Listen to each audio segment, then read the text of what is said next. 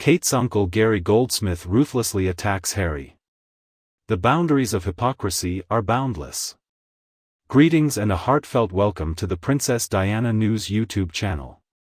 Today, Princess Catherine's uncle displayed his characteristic outspokenness as he continued to criticize Harry without holding back. He inquired about the thought process behind Harry's atrocious book. According to him, if Harry genuinely thinks that this will help him mend his relationship with his family, he is seriously mistaken.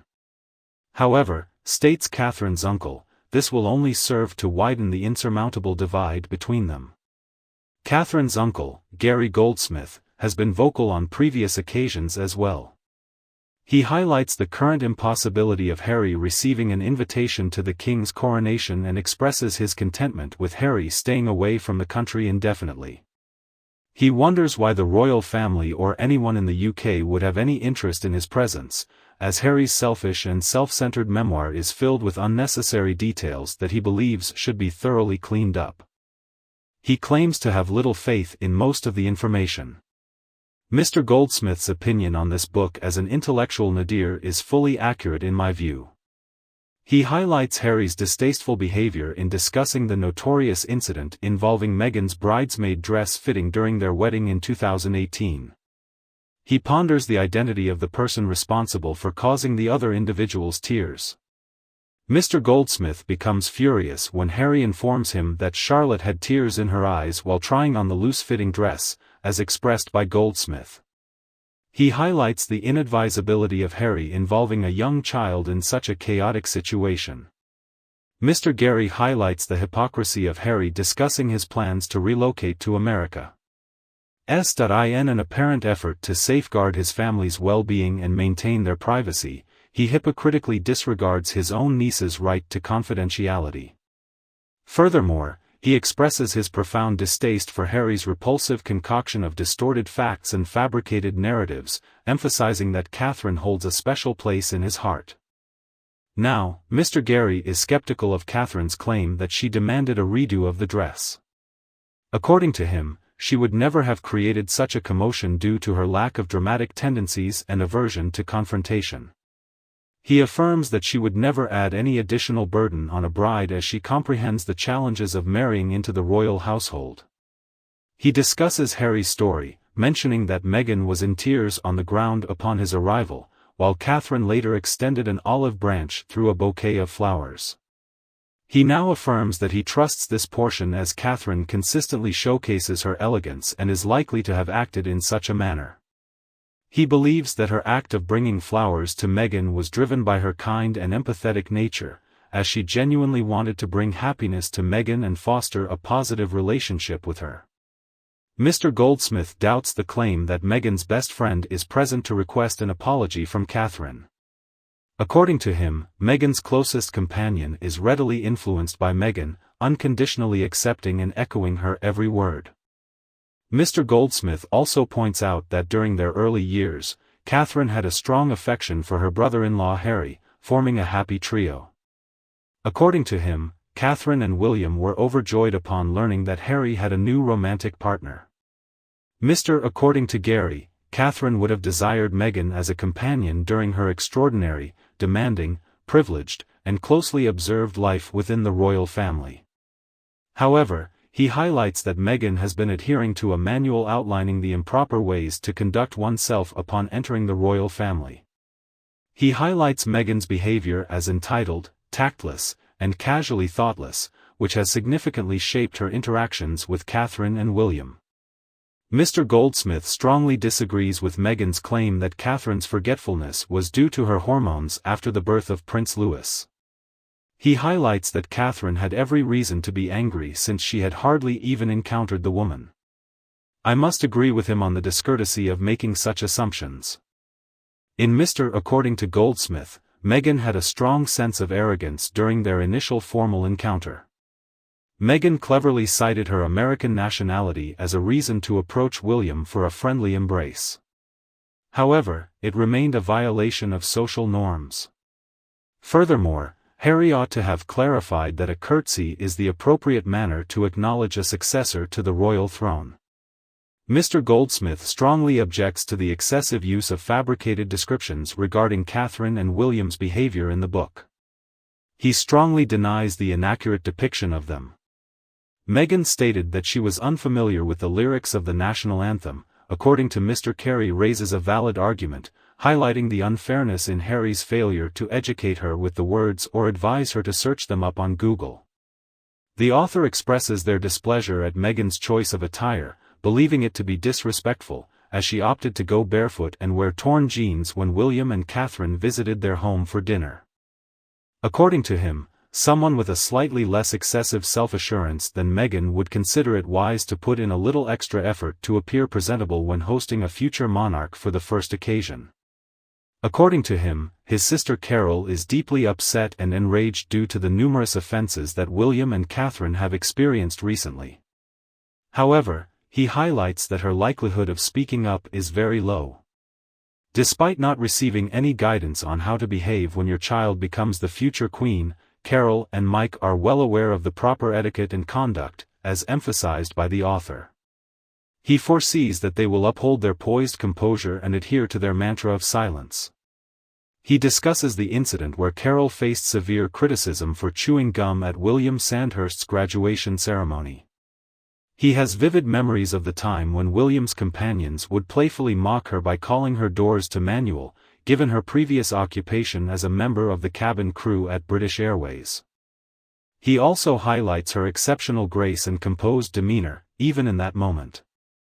According to him, Catherine's suffering will mainly be due to her concern for William, while he also mentions the involvement of the King of Camilla. He has a deep understanding of his niece and anticipates that she will diligently carry out her work, as she was taught by her mother, and will efficiently take care of her family. He highlights that deep down she embodies the principles of the Goldsmith tradition, emphasizing the significance of family to her. Naturally, he believes that she will have already contacted her mother, who will fiercely shield and defend her, just like a protective bear. However, for both, things will proceed in the same manner as usual.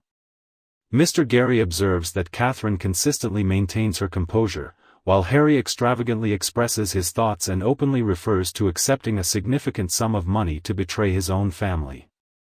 In Mr. Gary's perspective, this book tends to prioritize self-interest in numerous aspects. According to him, jealousy and resentment are prevalent subjects within it. In his discussion, he mentions Harry's resentment towards being the younger sibling and not the main focus. He complains about having been given a room in a cramped back corridor during one Christmas at Sandringham. Harry even had the audacity to express feeling undervalued and unloved, as if he had been pushed aside to a lesser status.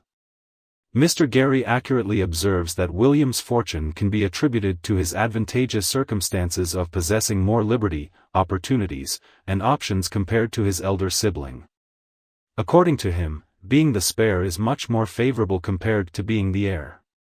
Due to William's lifelong commitments, responsibilities, and obligations cannot be altered or avoided. In reality, within Mr. Contrary to Gary's belief, it can be argued that Harry held the superior position. He claims that with imaginative thinking and a strong drive, he could have positively influenced the world. However, he highlights the fact that despite having the license and privilege, he has not accomplished anything, absolutely nothing. Mr. Goldsmith strongly disapproves of Harry's refusal to take responsibility for his errors as depicted in his vehemently expressive book. He discusses the widely known incident where he attended a costume party dressed in a Nazi outfit. During that period, he recalls living a nomadic lifestyle while deriving immense joy from Catherine's laughter. Mr. Goldsmith mentions that she and William found laughter in the sight of the Nazi uniform. According to him, it was due to their mistake of mocking him that ultimately compelled him to wear it. He is puzzled by the inclusion of Catherine in this narrative. According to him, Harry committed a significant lapse in judgment. However, he was just in his 20s. He ought to acknowledge his error and offer a sincere apology. There is no requirement for him to provide an explanation for his actions. I concur with Mr. The author presents the notion that Harry harbors some resentment towards his older brother, as he boldly made the journey from adolescence into adulthood. Harry is experiencing emotional pain due to William's marriage. Never again would we experience the exhilaration of riding through the Lesotho countryside with our capes billowing in the wind. According to Harry, we will never have to endure living in a cottage with a strong horse odor while attempting to learn how to fly. However, Harry, there is no need to discuss all of those things. In reality, adult males seldom don capes unless they're imitating superheroes. Regular individuals simply continue with their daily routines.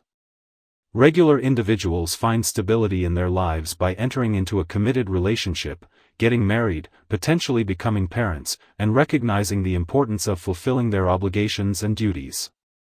According to Mr. X, unless they are extra, it seems that Goldsmith chooses to exchange one gilded cage for another, as they continually seek a different kind of confinement.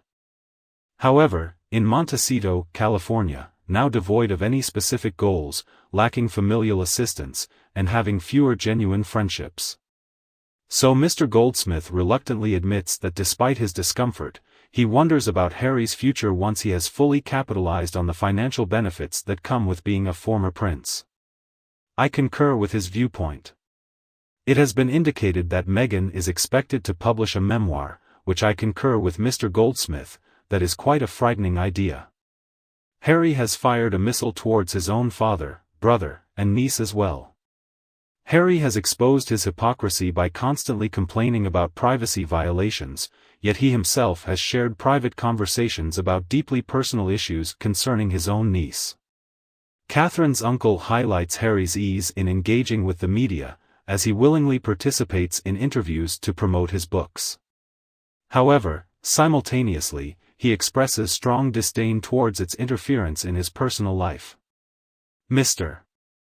Goldsmith highlights the limited number of individuals who have shown interest in Harry's book and expresses his concern that Harry has crossed a boundary in its content. In conclusion, Will Goldsmith expresses skepticism towards the given statement. Please share your thoughts on Catherine's uncle's opinion in the comments section below, and feel free to join in the conversation about Harry in the book. If you find my video helpful, remember to subscribe to our Princess Diana News channel so that you don't miss any future videos. I sincerely appreciate your viewership, bid you farewell, and eagerly anticipate reuniting with you all later this evening.